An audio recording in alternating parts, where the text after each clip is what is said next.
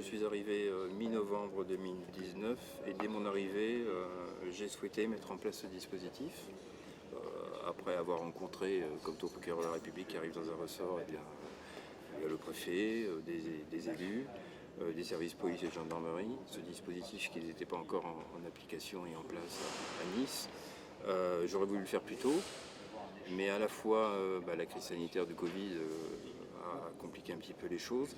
Et après, évidemment, il y a eu la campagne municipale qui faisait qu'effectivement, ça interdisait qu'on puisse officiellement, puisque le maire doit nécessairement être associé, parce que ça paraît être une évidence, puisque c'est sur le territoire de sa commune.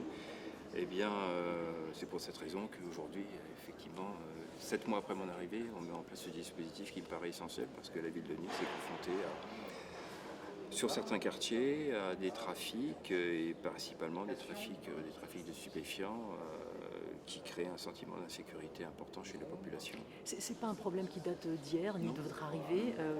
Comment ça s'explique que ce type de structure n'ait pas vu le jour? C'est possible depuis 96, je crois que c'est. Oui. Ça Il faut une apparemment- volonté. ouais. Après, il faut une volonté déjà des procureurs de la République, parce que c'est eux qui doivent, en tout cas textuellement, initier ce dispositif. Donc, je ne pourrais pas vous dire pour quelles raisons mes prédécesseurs n'ont pas souhaité le faire. Ils avaient peut-être une vision différente de la mienne. Moi, en tout cas, aujourd'hui, ça me paraît indispensable, parce que, comme je l'indiquais, c'est associer, bien sûr, tous les services de police et de gendarmerie, mais aussi les administrations de l'État qui interviennent dans ce domaine-là. C'est un échange d'informations qui me paraît très important, bien sûr de manière confidentielle.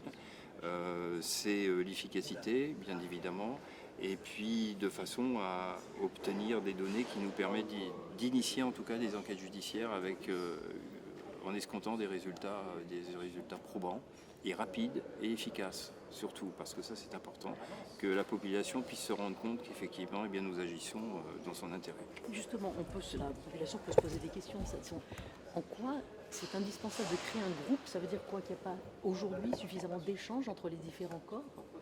Parce que oui, c'est une évidence, il faut savoir reconnaître ce qu'il en est. Dans beaucoup de domaines en matière de lutte contre la délinquance, c'est général, il n'y a pas qu'à Nice, c'est partout comme ça, c'est qu'on arrivera à lutter contre la délinquance que lorsque chacun aura pris conscience qu'il ne peut pas travailler chacun de son côté.